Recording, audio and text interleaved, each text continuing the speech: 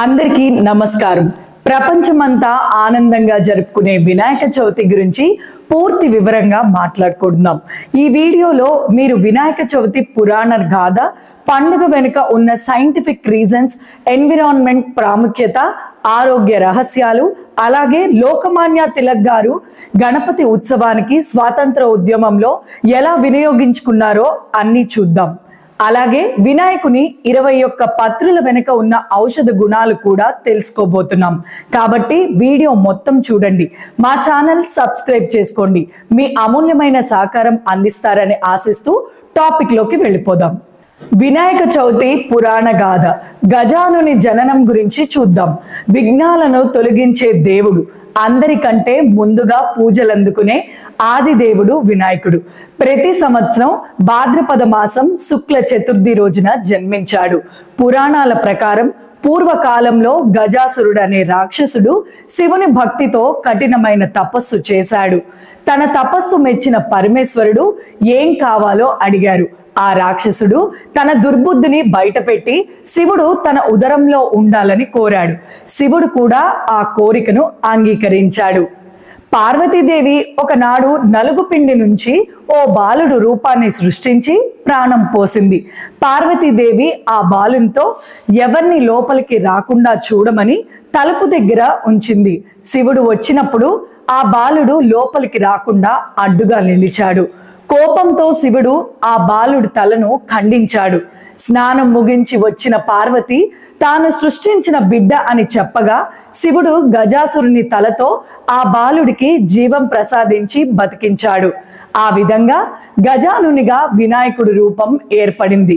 కొద్ది రోజుల తర్వాత దేవతలు పార్వతీ పరమేశ్వరుల దగ్గరికి వెళ్ళి విఘ్నాలు రాకుండా విఘ్న నాయకుణ్ణి నియమించమని కోరారు. ఆ సమయంలో వినాయకుడి పదవికి వినాయకుడు, కుమారస్వామి ఇద్దరు పోటీ పడ్డారు. ముల్లోకంలోని పుణ్య నదులన్నిట్లో స్నానం చేసి ముందుగా వచ్చే వ్యక్తికి ఆ పదవి ఉంటుందని చెప్పగా కుమారస్వామి తన మయూరంపై ఎక్కి ప్రయాణం మొదలుపెట్టాడు. వినాయకుడు తాను బలహీనుడని తెలుసు కాబట్టి శివుని సూచన ప్రకారం తల్లిదండ్రుల చుట్టూ 3 ప్రదక్షిణలు చేసి మంత్ర పఠనం చేశాడు. ఆ మంత్ర ప్రభావం వల్ల తిరిగి వచ్చిన కుమారస్వామి ప్రతి చోట వినాయకుడు ముందే వెళ్ళిపోయినట్లు అనిపించింది. తాను క్షమాపణ చెప్పి అన్నయ్యకు పదవి ఇవ్వాలని తల్లిదండ్రులను కోరాడు. ఇలా భాద్రపద శుద్ధ చతుర్థి రోజున వినాయకుడు విఘ్నాలు తొలగించే నాయకుడుగా, అందరి దేవతల కంటే ముందుగా పూజలందుకునే దేవుడిగా ప్రసిద్ధి పొందాడు. అప్పటి నుంచి ప్రతి ఇంట్లో, ప్రతి మందిరంలో వినాయకుడిని ముందుగా పూజలు అందుకొని విఘ్నాలను తొలగిస్తాడు. ఆ రోజున వినాయక చవితి పండుగ ఘనంగా జరుపుకుంటారు. వినాయక చవితి నాడు చంద్రుణ్ణి చూడకూడదు. ఎందుకు? వినాయకుడు పుట్టినరోజున చంద్రుడు గర్వంతో తన అద్భుత రూపాన్ని చూపించి వినాయకుని రూపాన్ని మర్యాద లేకుండా నవ్వుతూ హేళన చేశాడు. వినాయకుడు భోజనం చేసి వెళ్తూ ఆపసోపాలు పడుతూ నడుస్తున్నప్పుడు కైలాసంలో ఉన్న చంద్రుడు ఆయన బొజ్జను చూసి నవ్వాడు. గణపతి ఆ నవ్వును హేళనగా భావించి చంద్రునికి శాపం పెట్టారు. శాపం ప్రకారం ఎవరైనా వినాయక చవితి రోజున చంద్రుణ్ణి చూస్తే నీలాప నిందలు తప్పవు. తర్వాత చంద్రుడు తన తప్పును తెలుసుకుని క్షమాపణ కోరాడు. గణపతి శాంతించి ఈ శాపం పూర్తిగా తొలగిపోదు, కానీ నా వ్రత కథ వింటే దోషం తొలగిపోతుంది అన్నారు. అందువల్ల వినాయక చవితి రోజున పొరపాటున చంద్రుణ్ణి చూసిన వారైతే వినాయక వ్రత కథను చదవడం ద్వారా ఆ దోషం నుంచి రక్షణ పొందుతారని నమ్మకం ఉంది. ఈ కథకు సంబంధించిన మరో ఉదాహరణ సమంతక మణి కథ.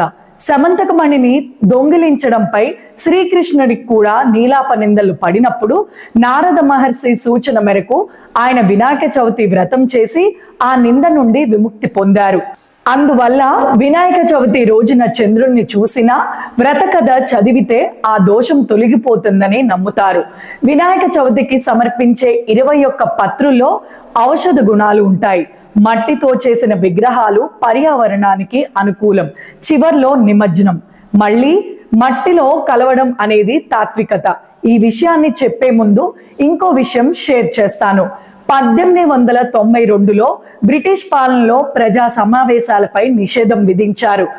లోకమాన్య తిలక్ గణపతి ఉత్సవాన్ని సామూహిక ఉత్సవంగా మార్చారు. దీని ద్వారా ప్రజల్లో జాతీయ భావన, ఏకత కలిగి స్వతంత్ర ఉద్యమంలో అందరూ పాల్గొనేలాగా ఉపయోగపడింది.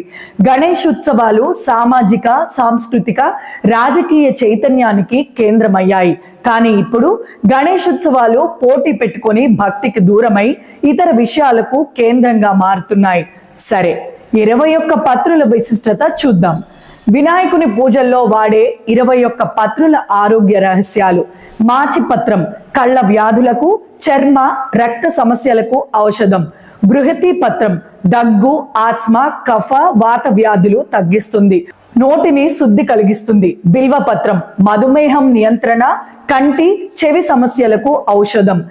దుర్వాయుగ్మం గరిక మూత్ర వ్యాధులు, చర్మ సమస్యలు, కఫ, వాత దోషాలను తగ్గిస్తుంది. దత్తూర పత్రం మానసిక వ్యాధులు, జ్వరాలు, అల్సర్లు తగ్గిస్తుంది. బదరీ పత్రం చిన్నపిల్లల సాధారణ వ్యాధులు, జుట్టు ఆరోగ్యం, గాయాలకు ఔషధం. అపమార్గ పత్రం ఉత్తరేణి దంత వ్యాధులు, చర్మ వ్యాధులు, మూత్ర సంబంధ సమస్యలకు ఔషధం. తులసి పత్రం కఫ, వాత, పైత్య దోషాలను నియంత్రిస్తుంది, చర్మ, పంటి, ఆత్మ సమస్యలకు ఉత్తమం. చూత పత్రం మామిడాకులు నోటి దుర్వాసన, చిగుళ్ల వాపు నివారిస్తుంది. కరవేవి పత్రం గన్నేరు ఆకులు జ్వరం, శరీర నొప్పులు, వాత వ్యాధులు తగ్గిస్తుంది. విష్ణుక్రాంత పత్రం అవిస తామర వ్యాధి, రక్త సమస్యలు, మెదడు వాపు తగ్గిస్తుంది. దాడిమి పత్రం ఎలర్జీ, వాపు, చర్మ వ్యాధులు, ఆకలిని పెంచడం వంటి వాటికి మంచిది. దేవదారు పత్రం మెదడు, కంటి, శ్వాస సంబంధ సమస్యలకు మంచి ఔషధం. మరువక పత్రం శరీరానికి మంచి సువాసన, నీటి శుద్ధి.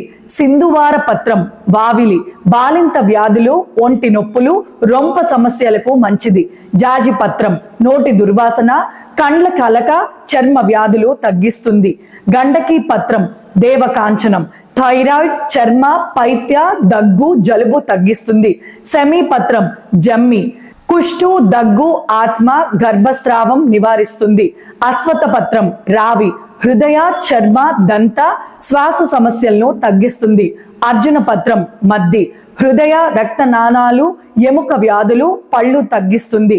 అర్కపత్రం జిల్లేడు ఆకు ఆస్మా, దగ్గు, రక్తశుద్ధి, చెవి సమస్యలు తగ్గిస్తుంది. 9 రోజుల పూజ తర్వాత నిమజ్జనం చేస్తే ఈ 21 ఆకులు మరియు మట్టి కలిసి నీటిలో ఔషధ గుణాలను విడుదల చేసి జలాలను శుద్ధి చేస్తాయి. మన ఆరోగ్యం, ప్రకృతి రక్షణ రెండూ జరుగుతాయి. వినాయక చవితి కేవలం పండుగ మాత్రమే కాదు, అది మానవత్వం, ఆరోగ్యం, ప్రకృతి పరిరక్షణకు ఒక శక్తివంతమైన పాఠం. జై బొజ్జ గణపయ్య. అందరూ తప్పకుండా ఇలా చేయండి. పసుపు గణపతి తయారు చేయడం, 21 పత్రి సమర్పించడం, ఉండ్రాలు, కుడుములు నైవేద్యంగా పెట్టడం, సకుటుంబ సమేతంగా పూజించడం, భక్తి గీతాలు ఆలపించడం, వినాయక వ్రతం తప్పకుండా చేయడం వంటి పాటించి సకల శుభాలు పొందండి. ఫ్రెండ్స్, వినాయక చవితి పండగ కేవలం ఒక మతపరమైన ఉత్సవం మాత్రమే కాదు. ఇందులో ఆరోగ్యం, పర్యావరణం, సోషల్ అవేర్నెస్, నేషనల్ ఇంటిగ్రిటీ అన్ని దాగి ఉన్నాయి. మన పూర్వీకులు ఏర్పాటు చేసిన ఈ సాంప్రదాయాలు అన్ని శాస్త్రమైనవి కాబట్టి మనం కూడా పర్యావరణాన్ని కాపాడుతూ మట్టి విగ్రహాలతో, పత్రి పూజలతో వినాయక చవితిని ఘనంగా జరుపుకుందాం. విఘ్నేశ్వరుడు అందరి జీవితంలోనూ అన్ని అడ్డంకులను తొలగించి ఐశ్వర్యం, ఆరోగ్యం, ఆనందం ప్రసాదించుగాక. వినాయక చవితి శుభాకాంక్షలు. ఈ వీడియోని లైక్ చేయండి, షేర్ చేయండి. మళ్ళీ మంచి వీడియోతో మీ ముందుకు వస్తాను. మీ దివ్య రవి రిపోర్ట్స్.